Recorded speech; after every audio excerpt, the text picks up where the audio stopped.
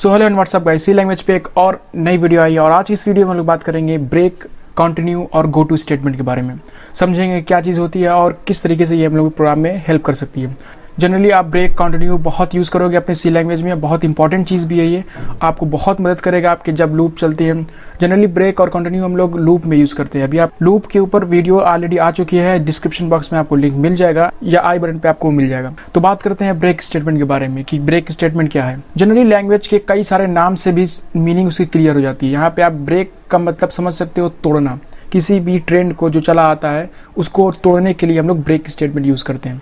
Suppose कोई loop लगाया मैंने 1 से 10 तक का नंबर प्रिंट करने के लिए, 1 2 3 4 5 6 7 8 9 10। अगर हम लोग ब्रेक करना चाहते हैं कि जो 1 से लेकर के 10 तक का लूप है उसको हम लोग 5 में ही ब्रेक करना चाहते हैं, 5 पे आने के बाद वो ब्रेक हो जाए, उसके बाद वहाँ से लूप से वो बाहर आ जाए, इसके लिए हम लोग ब्रेक स्टेटमेंट का यूज़ करेंगे। तो चलिए देखते हैं कि किस तरीके से ब्रेक स्टेटमेंट हम लोग का यूज़ होता है प्रोग्राम में, किस तरीके से हम लोग उसको प्रोग्राम बना सकते हैं। तो देखते हैं प्रोग्राम किस तरीके से आपका ब्रेक स्टेटमेंट वर्क करता है। तो यहाँ पे हम लोग ऑनलाइन कंपाइलर प्रोग्रामिंग में यूज़ करेंगे। प्रोग्राम को करने के लिए सबसे पहले हेडर फाइल को इंक्लूड करते हैं, जैसा कि हम सब जानते हैं हर प्रोग्राम में हम लोगों ने किया है। इंक्लूड stdio.h यूज़ करेंगे एंड उसके बाद इंट आई लेंगे जो कि हम लोग को लूप चलाने के लिए मदद करेगा। हम लोग एक लूप चलाएंगे क्योंकि ब्रेक स्टेटमेंट लूप में ही वर्क करेगा। तो यहाँ पे हम लोग लूप चलाएंगे for loop i is equal to 1 से स्टार्ट होगा इनिशियलाइजेशन। सो यहाँ पे i जो है 10 से लेस रहेगा एंड i प्लस प्लस।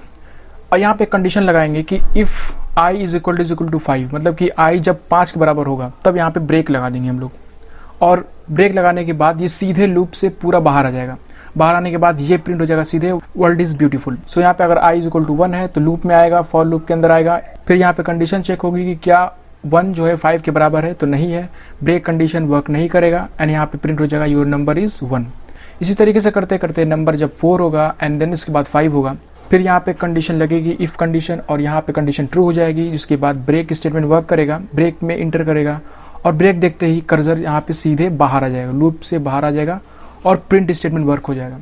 अभी देखो ये पूरा लूप चला नहीं क्योंकि पूरा लूप 9 तक चलता, बट यहाँ पे 5 आने पे ब्रेक हो गया क्योंकि यहाँ पे हम लोग ने ब्रेक स्टेटमेंट का यूज़ किया हुआ है।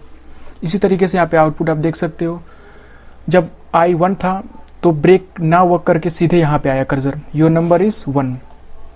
एंड इसके बाद जब i 2 हुआ तो ये इफ़ कंडीशन फॉल्स हुई, ब्रेक स्टेटमेंट वर्क नहीं करेगा, फिर यहाँ पे आएगा प्रिंट योर नंबर इज़ 2। इसी तरीके से 3 प्रिंट हुआ, 4 प्रिंट हुआ एंड जब i की वैल्यू 5 हुई तो ब्रेक होकर के सीधे यहाँ पे आ जाएगा वर्ल्ड इज़ ब्यूटीफुल। सो यहाँ पे आ गया आपका world is beautiful. This is how your break statement work. And same way में कंटिन्यू वर्क भी वर्क करता है। कंटिन्यू में क्या होता है कि नेक्स्ट स्टेप को सिर्फ वो स्किप कर देगा। जैसे कि यहाँ पे i इज इक्वल टू 5 है तो ब्रेक यूज़ करने से पूरा का पूरे फॉर कंडीशन से वो कर्सर बाहर आ जा रहा है, उसके बाद आपका प्रिंट ही नहीं हो रहा नंबर। बट कंटिन्यू में ऐसा नहीं होगा। कंटिन्यू में आपका 5 सिर्फ 5 छोड़ेगा एंड देन इसके बाद 6 7 8 9 फर्दर जो भी लूप होगा आपका वो वर्क करेगा। तो यहाँ पे कंटिन्यू यूज़ कर लेते हैं और इसके बाद रन करेंगे तो यहाँ पे आप देख सकते हो 5 नहीं है, योर नंबर इज़ 1 2 3 4 5 सॉरी 4, इसके बाद 5 स्किप हो गया है क्योंकि यहाँ पे जब कंडीशन 5 ट्रू होगी तो कंटिन्यू वर्क करेगा। कंटिन्यू में ये दोनों वर्क नहीं करेंगे, सीधे आपका ऊपर आ जाएगा, लूप में आ जाएगा, लूप से बाहर नहीं आएगा, लूप के अंदर ही रहेगा, नेक्स्ट नंबर एग्जीक्यूट होगा। सो ये 6 7 8 9 एंड इसके बाद वर्ल्ड इज़ ब्यूटीफुल लास्ट में जब लूप खत्म हो जाएगा। तो इसी तरीके से आपका ब्रेक एंड कंटिन्यू वर्क करता है। सो अब तक हम लोगों ने देखा कि ब्रेक और कंटिन्यू किस तरीके से वर्क करता है। ब्रेक और कंटिन्यू दोनों ही लूप के लिए वर्क करते हैं। और अब हम लोग तीसरा चीज़ पढ़ेंगे गो टू स्टेटमेंट के बारे में।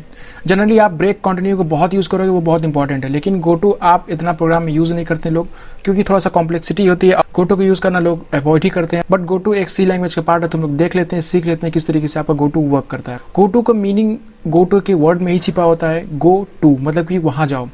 तो गो टू किस तरीके से वर्क करता है हम लोग देखते हैं। यहाँ पे एक प्रोग्राम लिखा हुआ है इंक्लूड stdio.h, हेडर फाइल, इसके बाद int main and then program में इंटर करेंगे, इंटीजर i लेंगे। क्या काम है इसका हम लोग समझेंगे। जनरली गो टू को हम लोग यूज़ करते हैं 2 लूप जो नेस्टेड लूप होते हैं, नेस्टेड फॉर लूप, उसको हम लोग उसमें यूज़ करते हैं गो टू को।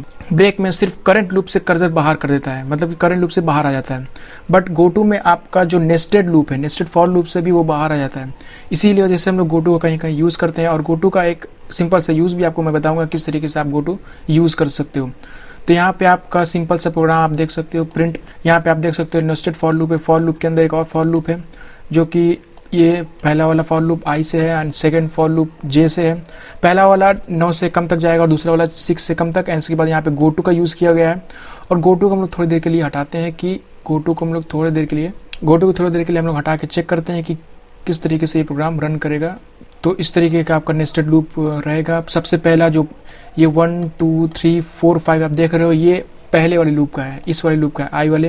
एंड जो सेकंड नंबर 1 2 3 4 5 1 2 3 4 5 ये नेस्टेड लूप की वजह से आया हुआ है। अब हम लोग क्या करेंगे, कंडीशन देंगे कि अगर जे की वैल्यू 3 या 5 होती है, गो टू लगा देंगे ताकि वो दोनों लूप से बाहर आ जाए।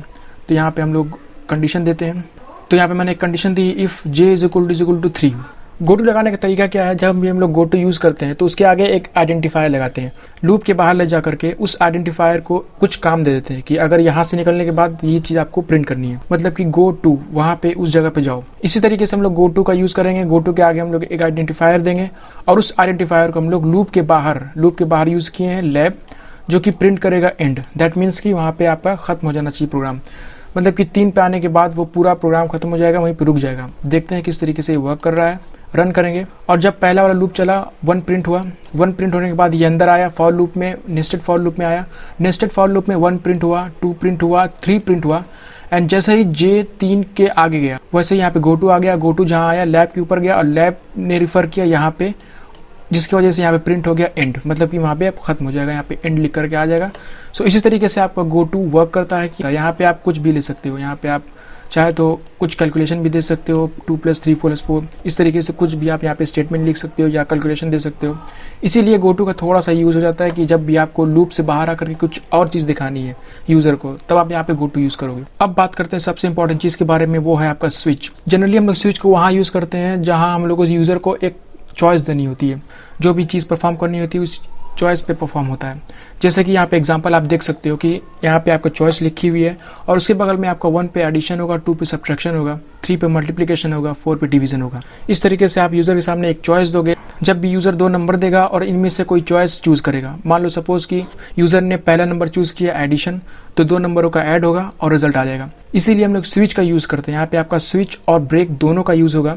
दोनों का यूज़ करके हम लोग एक कैलकुलेटर बनाने वाले हैं। तो देखते हैं स्विच प्रोग्राम आपका किस तरीके से वर्क करता है। सबसे पहले आपका हेडर फाइल, उसके बाद वॉइड मेन एंड देन उसके बाद इंटीजर A-B-N-C। इंटीजर में क्या क्या है इसको हम लोग अभी देखेंगे। प्रिंट इंटर 2 नंबर, सबसे पहले यूज़र से कहेंगे कि आप 2 नंबर को दो, जो भी आपका ऑपरेशन परफॉर्म करना है, suppose addition, subtraction, multiplication, division, 2 number देगा, उसको हम लोग स्टोर कर लेंगे। एंड देन उसके बाद एक मैसेज प्रिंट करेंगे, चूज़ योर चॉइस।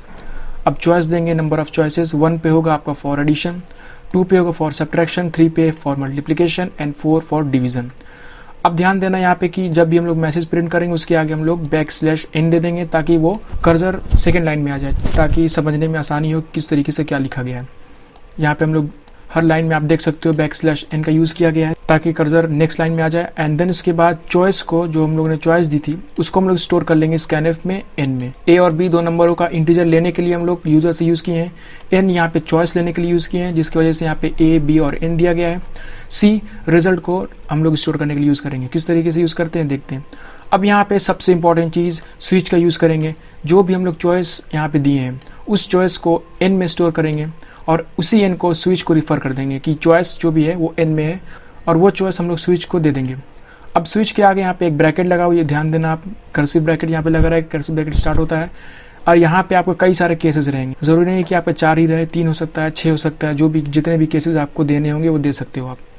और यहाँ पे केस 1 दिया गया है, अगर यूज़र पहला चूज़ करता है, मतलब कि केस 1 चूज़ करता है, तो ये परफॉर्म होगा operation C = A + B according to message. आपको यहाँ पे कोड लिखना पड़ेगा एंड यहाँ पे एक मैसेज प्रिंट हो जाएगा, योर आंसर इज %D, जो कि C में स्टोर हो रहा है रिजल्ट में, जिसकी वजह से हम लोग C को ही यहाँ पे इंटीजर में यूज़ किए हैं रिजल्ट में स्टोर करने के लिए। अब C में जब A + B का रिजल्ट स्टोर है उसको हम लोग प्रिंट कर दिए, print your answer is %D, जो भी %D में होगा वो स्टोर हो जाएगा। और उसके बाद ब्रेक, यहाँ पे सबसे इंपॉर्टेंट चीज़ ब्रेक का इस्तेमाल हो रहा है आपका। ब्रेक बहुत इंपॉर्टेंट चीज़ है, ब्रेक का आप कई जगह यूज़ करोगे। ब्रेक का हम लोग यहाँ पे इस्तेमाल इसलिए कर रहे हैं ताकि केस से बाहर आ जाए। अगर हम लोग ब्रेक यूज़ नहीं करेंगे तो वो फिर सिर्फ केस 1 नहीं बल्कि सारा केसेस एग्जीक्यूट होने लगेगा, जिसकी वजह से हम लोग ब्रेक यूज़ करते हैं ताकि ये एग्जीक्यूशन से बाहर आ जाए, मतलब कि जो भी केसेस उन केसेस को परफॉर्म करने के बाद कर्सर बाहर आ जाए। अगर सपोज मान लेते हैं कि अगर यूज़र किसी भी तरीके से 2 नंबर चूज़ करता तो यहाँ पे आपका सब्ट्रैक्शन होता, C में रिजल्ट स्टोर होता, C को प्रिंट कर देते हैं। सपोज कि यूज़र कोई चॉइस दे देता है 5 या 6, तो 5 6 तो इंक्लूड है नहीं, इसकी वजह से हम लोग यूज़ करते हैं यहाँ पे डिफ़ॉल्ट। अगर इसके अलावा इन चारों चॉइस के अलावा 1 2 3 4 के अलावा कोई भी यूज़र चूज़ करता है नंबर, सपोज 6 7 8 9 10 जो भी, तो ये मैसेज प्रिंट होगा कि error entered number is not correct. इसको रन करते हैं, देखते हैं किस तरीके से वर्क करता है। अकॉर्डिंग टू प्रोग्राम सिस्टम हमें पूछिएगा कि इंटर 2 नंबर, सबसे पहले 2 नंबर इंटर करना है, तो यहाँ पे हम लोग 2 नंबर इंटर करते हैं 3 और 4 स्पेस दे करके। सेकेंड पे आना चाहिए आपका चूज़ योर चॉइस। तो इसी तरीके से जो भी यहाँ पे लिखा हुआ है मैसेज अकॉर्डिंग टू प्रोग्राम यहाँ पे प्रिंट हो गया, चूज़ योर चॉइस। तो यहाँ पे हम लोग को चॉइस दी गई है 1 for addition, 2 for subtraction, 3 for multiplication, 4 for division. तो हम लोग जो भी चॉइस चाहें तो चूज़ कर सकते हैं। यहाँ पे हम लोग 1 चूज़ करेंगे। सो 1 चूज़ करने के बाद यहाँ पे आपका आंसर आता है योर आंसर इज 7, बट हम लोग यहाँ पे डालते हैं 5 जो कि हम लोग प्रोग्राम में नहीं यूज़ किए हैं। तो यहाँ पे चॉइस आपके 1 2 3 4 है, बट हम लोग यहाँ पे डालेंगे 5 जो कि है नहीं। तो देखो यहाँ पे आपका error entered number is not correct, जो कि ये वाला प्रिंट हो गया default. This is how your break, continue, go to और स्विच वर्क। अगर आप इस चैनल को अब तक सब्सक्राइब नहीं किए तो सब्सक्राइब कर लो, बेल आइकन को प्रेस कर लो और इस वीडियो को शेयर करना अपने दोस्तों के साथ। तो मिलते हैं अगली वीडियो में, तब तक के लिए ऑल द बेस्ट।